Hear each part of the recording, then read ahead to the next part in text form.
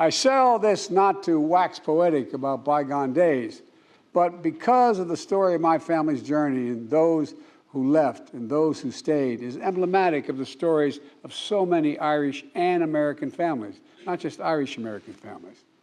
And these stories are the very heart of what binds Ireland and America together. They speak to a history defined by our dreams. They speak to a present written by our shared responsibility.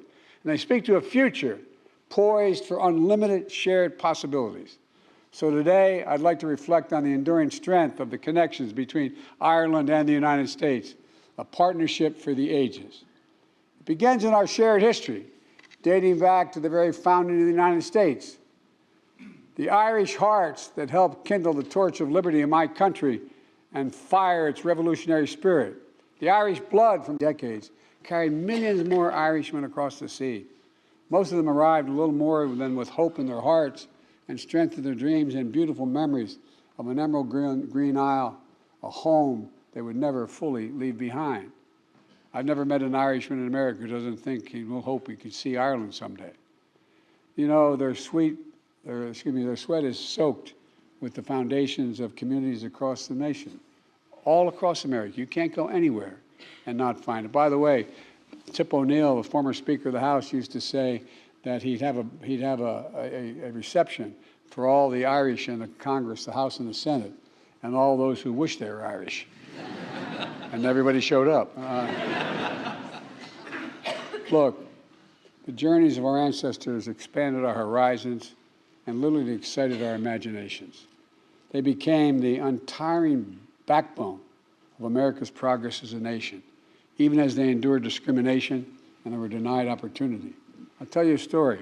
I was campaigning for president, and I was out in Colorado, and I was with a man whose family had been, he was a former senator, a man whose family had been in the United States since the conquistadors for generations. And and there were a whole lot of people standing across a refurbished rail station in eastern Colorado. And there was literally 10,000 people on the other side of the track waiting to hear me speak. And he kept saying, now, Joe, remember, these people are not, these are my people. They're Hispanic. They're not used to being taken. You got to show respect and serious. I said, I understand. And he kept it up. And finally, I turned to him and said, God's truth, this refurbished train station, okay? It had like linen kind of wallpaper on it. And about every 20 feet, there was a brass plaque that's saying, no Irish allowed. I said, I get it. I get it. But it's history that speaks above all to the values that sustain these people throughout their hardships in their lives. Freedom, equality, dignity, family, courage. My mom used to have an expression, say, Joey, courage is the greatest virtue of all. For without courage, you can't love with abandon. Without courage, you cannot love with abandon. These are the values that were handed down generation to generation in my family, grafted onto the American character, tended as they transformed an entire nation. Like so many countries around the world, though perhaps more than most, the United States was shaped by Ireland, and that's not hyperbole, that's a fact. And the values we share remain to this day the core of our historic partnership between our people and our governments. As nations, we've known hardship and division, but we've also found solace and sympathy in one another. And just 4 years before we issued our Declaration of Independence, Benjamin Franklin came to the Irish Parliament and declared and described it as, I quote, disposed to be friends of America, end of quote. And turn to the text of Ireland's 1916 proclamation, displayed mainly in the main foyer of this building, draws on the support of Ireland's exiled children in America, the quote, draws on the support of exiled children in America.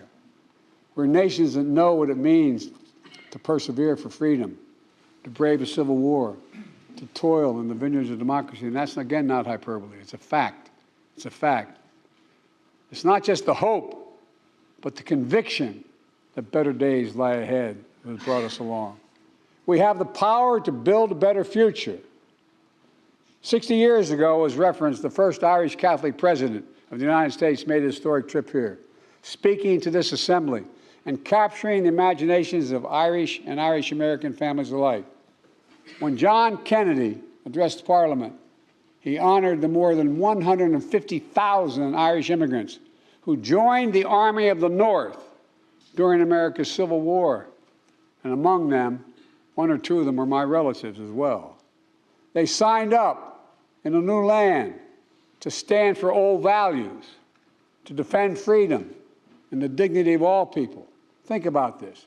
Name another country, whatever their language is, that use the word dignity as much as we Irish use the word dignity. It matters. My dad used to say, everybody, Joey, everybody. And he meant it. Is entitled to be treated with dignity, no matter who they are. President Kennedy honored their courage and sacrifice by presenting to this body the flag of the Irish Brigade, which hangs out here to this very day. Likewise, I was honored to receive an Irish flag from the Taoiseach during the recent St. Patrick's Day celebration in Washington. It was flown to commemorate the Irish who first raised the tricolour in Ireland 175 years ago and who subsequently made his way to America, where he led the Irish Brigade in that Civil War battle. These like symbols holding a place of honor in Leinster House and the White House embody a century of history between our countries. Connections that irrevocably have shaped the understanding of the world and our hope that we put in it. Our history reminds us, our history, ours, yours and mine, reminds us of the responsibilities we have to the president, that should be the present, to the hopes of our ancestors, to the expectation of future generations. Because we know what it means to fight for democracy.